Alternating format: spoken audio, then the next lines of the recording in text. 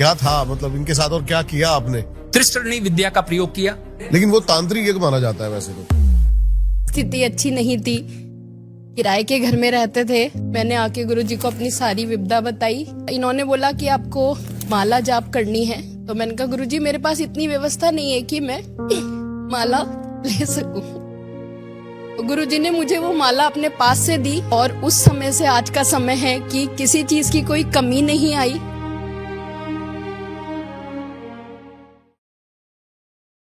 आज से 20-25 साल पहले करीब यहाँ पे जब सेवा मुझे यहाँ पे मिली थी, सेवा करता था, तो यहाँ से मेरा घर जो था करीब 4 किलोमीटर दूर था जी।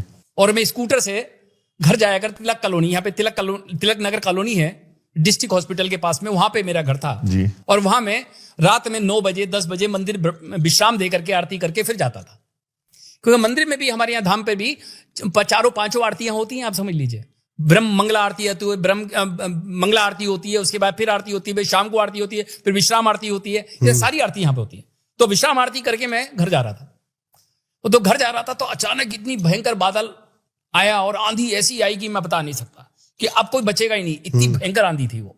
और यहाँ पर रोड पे 100 फीट ऊंचे लिप्टिस के पेड़ खड़े हुए थे। यहाँ पर बहुत बड़े लिप्टिस के बहुत बड़े होते, 100 फीट के होते। वो पेड़ खड़े हुए थे, वो पेड़ चढ़ करके गिर रहे थे, कई पेड़ गिर गए और मैं निकल के जा रहा था। अंधेरा बिल्कुल ब्लैक हो गया था एकदम, सारी लाइटें सब खंभे में टूट गए, लाइटें गिर गई, कब तब ऐसे अंधेरा। और सब उसमें मैं जा रहा था, उसमें बीच में मैं फंस गया। मैं वो एक पेड़ मेरे ऊपर गिर गया, एक लिप्टिस का पेड़ 100 फीट का पेड़ मेरे ऊपर गिर गया। हाँ, मेरे ऊपर गिरा और मैं स्कूटर पे था और स्कूटर मैंने जैसे ब्रेक मारे तो थोड़ी समय के लिए मैं समझे मैं तो मर गया, मैंने मर गया। अब थोड़ी देर तक मुझे सांस ही नहीं, मैं बाप को देख रहा हूं, बहुत देर हो गई, पूरा पेड़ मेरे ऊपर गिर गया। मैंने सामने से देखा इस चीज को और एकदम से अब मैं ढूंढ रहा हूं अपने आप को, सर्च कर रहा हूं या नहीं हूं। फिर मैंने 2-4 बार नोचा अपने आप को, फिर मैं कहा हाँ मैं हूं, मुझे लगा मैं हूं। और जो हुआ तो मैंने देखा मुझे कुछ दिख ही नहीं रहा अंधेरे में। फिर भी मैंने देखा कि मेरे ऊपर पेड़ गिरा, परंतु पेड़ ने इतना, मैया ने मुझे इतना अपनी गोदी में ले लिया, कह दूंगा कि वो केवल पत्ते मेरे ऊपर आए, डाली कोई नहीं आई मेरे ऊपर। क्या बात, चमत्कार। तो ये चमत्कार नहीं तो क्या? मैं बैठा हूं ना चमत्कार, तभी तो बता रहा हूं मैं चमत्कार आपको। और सब उसके बाद मैंने स्कूटर के साथ क्लिच भी टूट गया, सब बातें हो गई। अब मैंने क्या करूं, बड़ी हिम्मत करके साहब मैंने टेढ़ा मेढ़ा करके स्कूटर जैसे तैसे अपने आइडिया से निकालता चला गया। अब मैंने कि स्टार्ट होगा या नहीं होगा। फिलहाल मैंने थोड़ा सा उसमें यत्न किया, थोड़ा भगा के देखा, वो स्टार्ट हो गया वो। और फिर मैं अपने घर पहुंचा, बारिश में भीगा हुआ था बिल्कुल, और घर पहुंचा और घर जाके मेरी हार्ट बीट इतनी तेज थी मैं बता नहीं सकता, धक धक धक धक धक धक ऐसे कर रहा था कि अब मतलब ये घर में जाके मतलब कितना रोऊं मैं। और जब घर गया मैंने कि भगवती ने मुझे जीवन दान दिया। और जब वो देखा, मैंने घर जाकर घर पे माँ से मैंने कहा माँ अब मैं मंदिर नहीं जाऊंगा, अब मैं मंदिर नहीं जाऊंगा, मैं तो कभी भी मर सकता हूं ऐसे मंदिर जाने से। और फिर सुबह को जब यहाँ पे आया, मैं हिम्मत करके फिर आया मैंने की, और आगे मैं यही माँ के पास बैठ के रोया बहुत देर में। मैंने कहा माँ अगर वास्तव में तू मुझे प्यार करती है, अपना बच्चा मानती है, अपना बेटा मानती है, और मैंने अगर तेरी सच्चाई और ईमानदारी से तेरी सेवा करी है, तेरे हर समय तेरी आरती भोग सब कुछ तुझे दिया है, तो माँ एक बात मेरी मान ले, अगर तुझे अपनी सेवा करानी है तो मुझे यहीं पर मकान दे दे मंदिर के पास में, और अगर तू देती है तब तो तेरी सेवा करूंगा, वरना 8 दिन में मंदिर छोड़ के चला जाऊंगा। अल्टीमेटम दे दिया। हाँ, मैंने कह दिया, ऐसी बोला था, यही वर्डिंग थी मेरी। आप विश्वास मानिए, मैंने 8 दिन के लिए कहा था। तीसरे दिन एक लाला जी मेरे पास आते हैं और आके कहते हैं कि पंडित जी हम बड़े व्यापार में हमें हानि बहुत हो गई है और बच्चों की शादी करनी, हमारे पास पैसा नहीं है और व्यापार हमारा चल नहीं रहा है, हम बहुत परेशान हैं। बोले क्या चाहते हो? बोले हमारा दुकान मकान बिकवा दो, आप कोई हो तुम्हारे पास मिलने वाला तो मैंने माँ से कहा, मैंने कि मैया करो इनका इंतजाम। तो मैंने कहा लाला जी ऐसा करो, एक दुकान से तो 100 मकान बन जाते हैं, आप दुकान मत बेचो अपनी, आप केवल मकान बेचो। जिस मकान में अभी आप गए थे, हाँ जी, वो मकान जो था, माँ ने मुझे 11 रुपए, मैंने उठा के इनके चरणों में मैंने कि ये लो 11 रुपए लाला जी, उसका बयाना आपने मकान का मेरे से ले लो, अगर आप उचित समझो तो आपका जो मूल बनता है उसका मुझसे ले लो। वो लाला जी ने मुझे वो माँ के सामने वचन दिया, ये मकान आपका हुआ। क्या बात है। तो वो 3 दिन के अंदर, कहा 8 दिन का अल्टीमेटम में, 3 दिन के अंदर वो मकान मेरे पास। खास धनतेरस के दिन की बात है ये, और धनतेरस के दिन मैया ने वो मकान मुझे प्रोवाइड किया। क्या बात है। वो प्रेम तो से दिया ना। अब बताइए, तो मेरा आस्था क्यों नहीं बढ़ेगी? अब तो मैं और दीवाना हो गया इसका। बस तो ऐसे चमत्कार मुझे लगता है कि अब सब हाँ, हमारे बहुत इतने सारे भक्त बैठे हुए हैं, शायद अगर आप सब में से कोई शेयर करना चाहता है तो हम डेफिनेटली चाहेंगे। भाई साहब ने तो मुझे बताया था, मैंने कहा आप प्लीज बताइएगा, कैमरे में आप बताइएगा, अपने एक्सपीरियंस शेयर कीजिए प्लीज। 2003 से जुड़ा हुआ हूँ, मेरे भाई के दोस्त थे पंडित जी, तो मैं इस मंदिर से उस समय बिल्कुल मेरी नौकरी वगैरह सब चली गई थी, दुकान भी हो गई थी।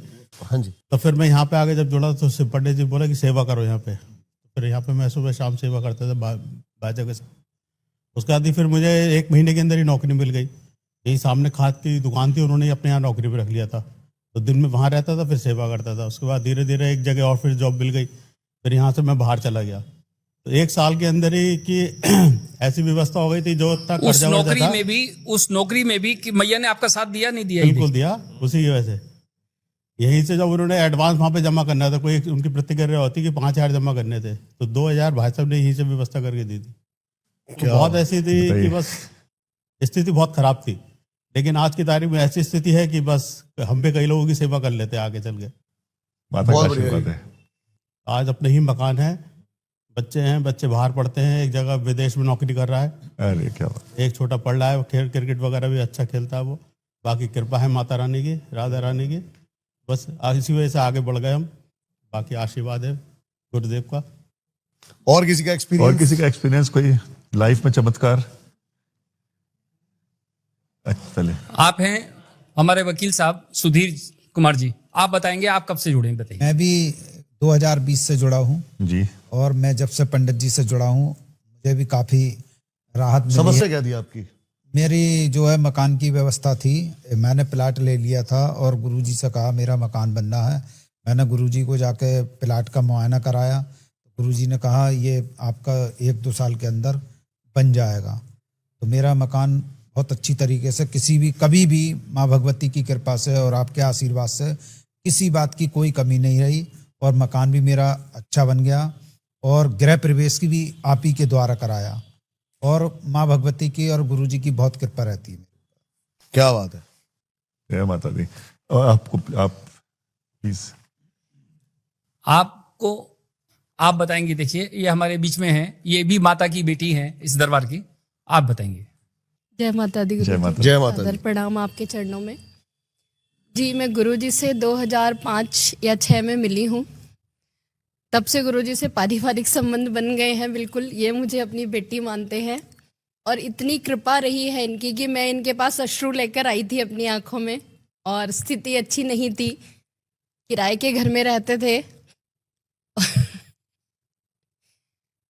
मतलब पूजा के लिए आई तो मैंने सुना था कि ये पैसे बहुत लेते हैं।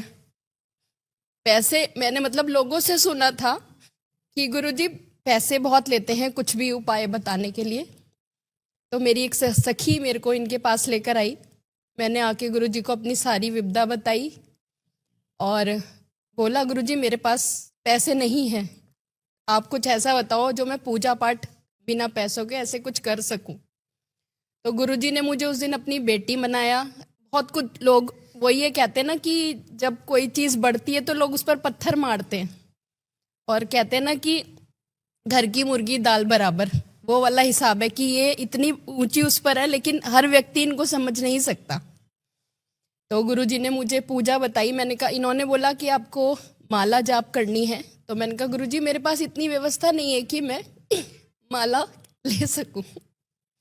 तो गुरुजी ने मुझे वो माला अपने पास से दी, लेकिन कहा कि जब आपकी ये माला पूर्ण हो जाए तो आप मुझे ये दे दीजिए, क्योंकि ये माँ भगवती की ही है, तो आप ये माला जो है मुझे वापस दीजिएगा। और गुरुजी ने मुझे एक कनक धारा स्तोत्र का पाठ बताया था 40 दिन का, वो मैंने रेगुलर किया, वो माला जाप करी।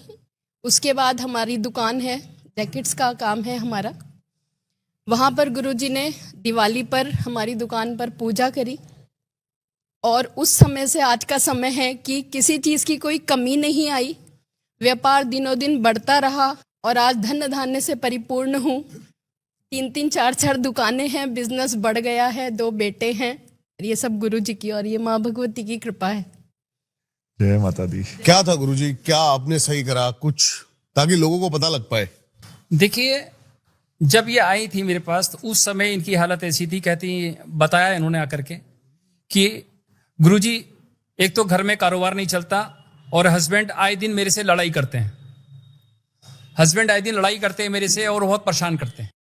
और यहां तक कि समझ लीजिए घर में दूध वाले को देने के तक के लिए पैसे नहीं होते मेरे पास। अब मैं कैसे घर परिवार चला रही हूं मैं जानती हूं। और इसके आंसू रुक नहीं रहे थे, ये बहुत रो रही थी। मैंने की चिंता मत करो बेटा, तुम्हें माँ की शरण में आ गई हो। माँ की जो शरण में आ जाता है, कहते हैं इसलिए दरबार में आने वाले भक्तों का कल्याण हो, कल्याण हो, कल्याण हो। हम दिन रात यही जयकारा लगाते हैं, जो तेरी शरण में आ जाए मैया उसका कल्याण कर। ये आई, हमने इसको बताया और इसकी व्यवस्था देखी, ग्रहों की स्थिति देखी, तो हमने कहा केवल और केवल अगर इसको आगे उभार सकते हैं तो माँ की कृपा ही। जब माँ की कृपा होती है तो सारे ग्रह भी साइड हो जाते हैं। कोई ग्रह अगर अशुभ भी है तो भी शुभ हो जाता है वो। मैं वही सवाल करने वाला था अभी आपसे कि क्या आपकी पूजा, आपकी प्रार्थना, मतलब हमारी बेसिकली हम सबकी, कि हमारी एक इंसान की प्रार्थना या पूजा समय को बदल सकती है? देखिए, समय प्रभु के हाथ में होता है। समय कोई नहीं बदल सकता। समय अपने आप में स्थिर है और समय अपने हिसाब से काम करता ही करता है। किंतु समय से के साथ हम अपने आप को बदल सकते हैं। हम अपने आप को बदल सकते हैं, कुछ व्यवस्थाएं बदल सकते हैं। और कैसे? समय को बदलने का हाथ उसी का है, उन्हीं का है। क्योंकि उसके आगे अगर हम बोलते हैं तो ये सूर्य को दिया दिखाने वाला काम करेंगे। बिल्कुल वो सही ऐसा है। काम हम नहीं कर सकते। बहुत बढ़िया, बहुत बढ़िया गुरुजी, बहुत बढ़िया। ठीक है ना? तो इसीलिए समय की प्रतीक्षा करनी चाहिए। तो प्रार्थना बेसिकली हमें शक्ति देती है उस समय को, जो अच्छा समय नहीं चल रहा है, तो वो ताकत देती है कि उसको हम ढंग से निकाल पाए। हाँ जी। हाँ जी अंकल जी, आप क्या कहना चाहते हैं? कुछ कहना चाहते थे आप? ऐसा है कि मैं रामपुर में वकालत करता हूँ जी। और मैं अक्टूबर 2024 को काशी विश्वनाथ मंदिर गया था बनारस। मैं और मेरी मिसेज और एक बेटा, तो वहाँ पर अच्छी तरीके मैंने पूजा करी। और पूजा करने के बाद जब मैं लौट कर आया हूँ तो खाना खाते समय मुझे कुछ फीलिंग अच्छी नहीं लगी। तो मैं मिसेज से कहा कि मुझे कोई अच्छी फीलिंग नहीं लग रही, मैं आराम करना चाहता हूँ। तो लेटा तो मेरे हार्ट ने वर्क करना बंद कर दिया, सांस भी खत्म हो गई। और मुझे ऐसा महसूस हुआ कि जैसे मैं जो हूँ, मेरा बॉडी जो है वो ऊपर उड़ती हुई, चांद सितारों से भी ऊपर उड़ती हुई कहीं जाकर रुकी है। इतनी लाइट थी, बहुत सफ़ेद लाइट थी कि मतलब ऐसी कभी देखी नहीं होगी। तो इतने देखने के बाद फिर मेरे दिमाग में ये आया वहाँ पर कि मैं यहाँ अकेला करूँगा क्या, कहाँ आ गया। तो इतनी देर में हमारे बेटे, जो बड़ा बेटा है मेडिकल लाइन में है, तो उसने मेरे हार्ट का वो किया। फिर उसके बाद कोई टेबलेट लेके आया, तब मुझे होश आया। जब होश आया तो मैंने ये सारी बातें जो हैं मिसेस को, उस बच्चों को बताई। उसके बाद मैं करीब 3-4 दिन गैलेक्सी हॉस्पिटल वहाँ पे एडमिट रहा बनारस में। उसके वहाँ से 14 घंटे एम्बुलेंस से दिल्ली आया। दिल्ली आने के बाद जो है मेरा हार्ट का बाईपास हुआ है। बाईपास मैं भी 15-20 दिन वहाँ एडमिट रहा। उसके बाद जो है मैं जो हूँ मतलब ठीक हूँ, स्वस्थ है तब से, क्योंकि डॉक्टरों ने वहाँ पे मतलब जवाब दे दिया था बनारस में। क्या? तो मैं ये इसका जो मेन जो है वो, मैं यहाँ डेली मंदिर में आता हूँ। यहाँ क्या, जहाँ भी मैं होता हूँ वहाँ डेली मंदिर आता हूँ। ये भगवान शिव की कृपा से और पंडित जी की शुभकामनाओं से और सबकी शुभकामनाओं से मेरे मतलब सही सलामत। क्या बात है। तो देखिए, यही एक विश्वास है जो व्यक्ति को हमें आस्था के साथ प्रकट करता है, हमारी आस्था को मजबूत बनाता है जी। तो, और हमें प्रभु से जोड़ता है। तो इस प्रकार के अनुभव आपको बहुत से मिल जाएंगे। यहाँ पर जितने भी अभी भी जातक हैं वो मिले हैं। अभी इससे पहले एक व्यापारी हैं शहर के, सर्राफे के व्यापारी हैं, उनका नाम विशाल जी है, वो हमारे बीच में उपस्थित हैं। ये जब मेरे पास आए, इनके ऊपर कई लाख रुपए का कर्जा हो गया। मैं उन्हीं के मुंह से मुझसे सुनना करना चाहेंगे। मेरा वर्क है ज्वेलरी का, मैं ज्वेलरी मैन्युफैक्चर हूँ। जनवरी में मेरा लॉस हुआ समथिंग 20 लाख रुपए का। और लॉस होने के बाद मैं अपने डिप्रेशन में चला गया। तो किसी ने गुरुजी का मुझे बताया कि आप उनके पास जाओ और कुछ ज़्यादा बेटर मिलेगा। तो मैं जब सब तरफ से हार गया तो मैं गुरुजी के पास आया। तो गुरुजी के पास आने के बाद जब मैंने अपनी कुंडली वगैरह चेक कराई तो गुरुजी ने मुझे बताया कि बेटा कुछ ऐसे इसमें आपके दोष हैं जो आपको प्रॉपर तरीके से उठान पे नहीं ला पा रहे हैं, आपको प्रॉफिट नहीं दे पा रहे हैं। तो गुरुजी ने मुझे कुछ उपाय बताए जो मैंने उसे किया। और डेली अभी भी करता हूँ। मेरा लॉस जो था वो भी काफ़ी हद तक रिकवरी हो चुका है और आज मैं फाइनेंशियल तरीके से अपने दोबारा कदमों पे आ चुका हूँ। बहुत बढ़िया जी। बहुत अच्छा है। तो गुरुजी क्या था कोई- गुरुजी ये? हाँ जी, क्या था मतलब इनके साथ और क्या किया आपने? देखिए मैंने जो किया केवल और केवल इनके लिए एक यज्ञ किया मैया का, और महालक्ष्मी का यज्ञ होता है और लक्ष्मी के साथ साथ मैंने त्रिस्तरणी विद्या है, त्रिस्तरणी विद्या का प्रयोग किया, जिस कारण कौन सी विद्या? त्रिस्तरणी विद्या होती है। क्या है ये, पहले आप बताइए इसके बारे ये में थोड़ा। देखिए, ये त्रिस्तरणी विद्या जो है हमारी माँ है भगवती, जिसका नाम है श्री पीताम्बरा, समझ गया जी तो जिसको बगलामुखी के नाम से बगलामुखी के लोग नाम से। जानते हैं। जी उनका यज्ञ किया आपने? हाँ, ठीक है। तो उस क्योंकि उनके आगे सारे ग्रह लेकिन वो नतमस्तक हुए। तांत्रिक यज्ञ माना जाता है वैसे तो। देखिए, आप अगर उसे तंत्र में लेना, तांत्रिक माने, तांत्रिक वो हो जाता है भैया जिसको तामस रूप में लिया जाता है, और यदि हम उसको सात्विक रूप से ले रहे हैं तो वो फिर तामसी यज्ञ नहीं होता है। सात्विक रूप में क्या होता है? तो वो बस ऐसा है, उसमें हम लोग जो आहुति हमको देनी है, बलि देनी है, बलि की हमने नारियल की बलि दे दी, अच्छा। हमने अपने उसमें पेठे की बलि दे दी, तो उस प्रकार से जो माँ का प्रसाद है इस तरीके से दे दिया। लेकिन आपको क्या लगता है तामसिक ज्यादा तेज काम करता है या फिर सात्विक ज्यादा तेज काम करता है? देखिए, क्योंकि जो हर चीज तामसिक के- यज्ञ करते हैं वो कहते हैं तामसिक ही क्रिया तीव्र चलती है। देखिए, ये आदमी का सोचना है। हमारे 3 पैथी हैं, होम्योपैथ, आयुर्वेद और एलोपैथ। सही। 3 पैथ, राइट। बिल्कुल सही कह रहे हैं। अब एक होम्योपैथ है, वो जरा स्लो वर्क करती है, पर करती परमानेंट वाला काम है। जी आयुर्वेदिक के है No side वो- effect. हाँ, नो साइड इफेक्ट। दूसरी बात ये आती है आयुर्वेदा, तो आयुर्वेदा भी है वो हमारे रोग को बिल्कुल जड़ से समाप्त करता करती है। है।